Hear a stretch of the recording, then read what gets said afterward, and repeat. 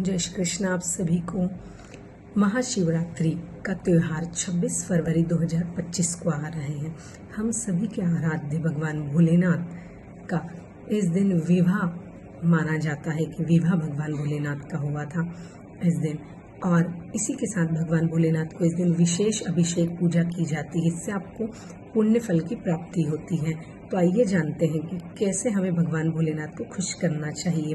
तो ऐसे ही अगर आप गन्ने के रस से भगवान भोलेनाथ का अभिषेक करते हैं तो इससे आपको धन की प्राप्ति होती है, लक्ष्मी प्राप्ति होती है। ऐसे ही अगर आप अनार के रस से अगर भगवान भोलेनाथ का अभिषेक करते हैं तो रोगों का निवारण होता है, सुख शांति आती है जीवन में आपके, और आपको धन का लाभ होता है। इसी प्रकार अगर आप दूध से भगवान भोलेनाथ का अभिषेक करते हैं तो आपका दीर्घायु जीवन होता है, आपकी सभी मनोकामनाएं पूरी होती हैं और आपके चंद्रमा मजबूत होते हैं पत्रिका में। इसी तरह अगर आप दही से अभिषेक करते हैं भगवान भोलेनाथ का तो संतान सुख आपको मिलता है और मकान, वाहन, घर इत्यादि सुख आपको मिलते हैं। घी से अगर आप भगवान भोलेनाथ का अभिषेक करते हैं तो आपको आप धनवान बनते हैं और रोग जो आपके होते हैं तो स्वास्थ्य ठीक होता है आपका। इसी प्रकार आप शहद से अभिषेक करते हैं भगवान भोलेनाथ का तो सुखों की प्राप्ति होती है, आपको समृद्धि बढ़ती है, आपकी लोकप्रियता बढ़ती है, आपकी सौंदर्य बढ़ता है आपका। आप चाहे अगर अभिषेक नहीं करते हो तो बेलपत्र पर भी शहद लगाकर आप अर्पित कर सकते हैं भगवान भोलेनाथ को। इसी प्रकार अगर आप दूध में चीनी मिलाकर भगवान का अभिषेक करते हैं तो आप कर्ज मुक्त होते हैं। कर्ज अगर आपने किया है तो उससे मुक्ति मिलती है आपको।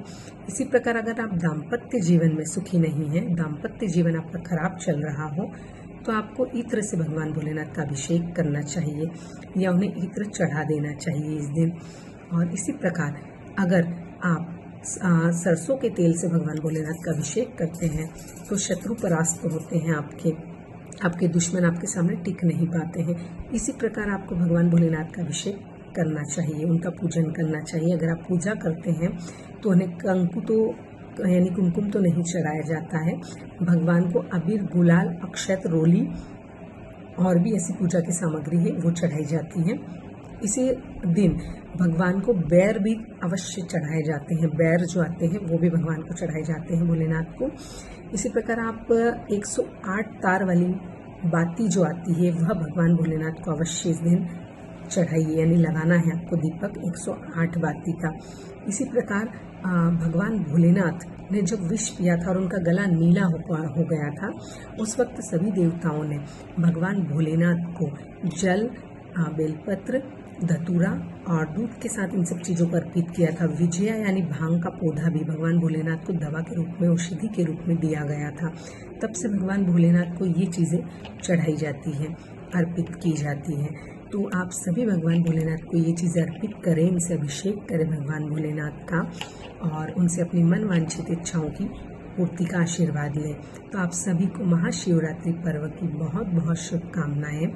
और इसी के साथ अगर आपने हमें अभी तक फॉलो नहीं किया है तो एस्ट्रोलॉजी इफेक्ट हमारा यूट्यूब चैनल है। इंस्टाग्राम की आईडी जया पाटीदार 412 से हमारे यहाँ फॉलो कर सकते हैं। आप कमेंट्स करके भी अवश्य बताइए, लाइक भी कीजिए आप और शेयर भी कीजिए अपने फ्रेंड्स के साथ। ऐसे ही आप फेसबुक आईडी हमारी जिया पाटीदार एस्ट्रोलॉजर और जिया पाटीदार ज्योतिषाचार्य है, उस पर भी आप हमें फॉलो कर सकते हैं। आप रिक्वेस्ट ना कीजिए हमसे उस पर, फ्रेंड रिक्वेस्ट ना कीजिए क्योंकि हमारी फ्रेंड रिक्वेस्ट जो है फुल हो चुकी है, हम एक्सेप्ट नहीं कर पा रहे हैं। आपको हमें फॉलो करना होगा, उसके लिए धन्यवाद। आप हमारी बात को समझेंगे और हमें फ्रेंड रिक्वेस्ट नहीं करेंगे और आप फॉलो करेंगे। और आप सभी को जय श्री कृष्णा, महाशिवरात्रि की बहुत बहुत शुभकामनाएं। जय श्री राधे।